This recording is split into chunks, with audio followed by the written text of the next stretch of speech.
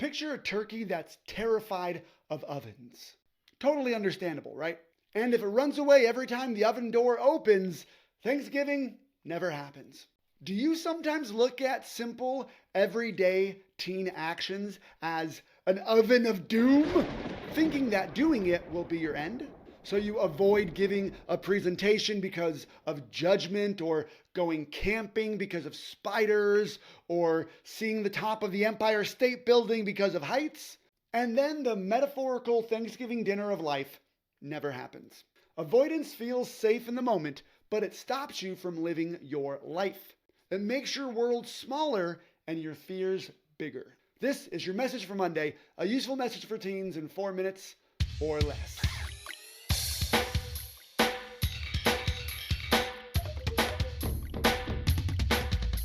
Dr. Galanti, in her book, Anxiety Relief for Teens, explains that anxiety grows stronger when you avoid what scares you. Every time you escape a situation that makes you nervous, your brain thinks, whew, avoiding it worked. Okay, let's do that again next time. And then the next time, it makes your anxiety louder. Avoidance feels like relief, but it's actually training your brain to panic faster. The only way to shrink anxiety is to face it. Not all at once, not recklessly, just one step at a time. Now, before we dig into behavior, in chapter 4 of her book, Dr. Galanti talks about learning to think about your thoughts differently. And that's key. But that's exactly what I teach here in Sidekick to Hero, especially in the Headspace arena. So I'm going to be skipping that chapter this month. But once you've practiced calming your thoughts, it's time to then take action. And that's where this week's idea comes into play. So when it comes to taking action, Dr. Galanti talks about a concept that I love. She calls it the fear ladder.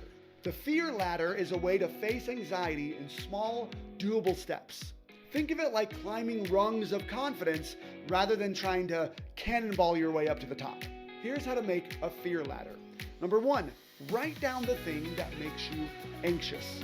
Example, talking to a teacher or any adult. Number 2, break it into smaller steps from least scary to most scary. Step 1, make eye contact with the teacher. Step 2, say hi. Step 3, ask a simple question. Step 4, have a full conversation. And then next, start at the bottom of the ladder and climb one rung at a time. Each time you face a step, you teach your brain, I survived that. Your brain learns from that experience. The more you face, the less it fears. Now, anxiety tells you to not go, to not speak up, to not try. It promises comfort, but it steals confidence. Every time you do the opposite of what anxiety says, you win. You're proving that you can feel fear and still act. That's the real definition of bravery. And each time you act, you're rewiring your brain. You're retraining it to believe, I can totally handle this. In the book, she even says this kind of rebelling against your anxiety's thoughts or taunts of you is kind of like sticking up to a bully, which we just talked about last month with becoming bully proof. Like our response to a bully, if our anxiety says, hey, that's scary, and we go, yeah, it is, but you know what? I'm just gonna do it anyway. We gain power over our anxiety. Now, Dr. Galanti encourages you to reward yourself after facing a fear. It could be something simple like a high five, or a favorite snack, or a few minutes of your favorite video game or show. Rewards tell your brain that was worth it.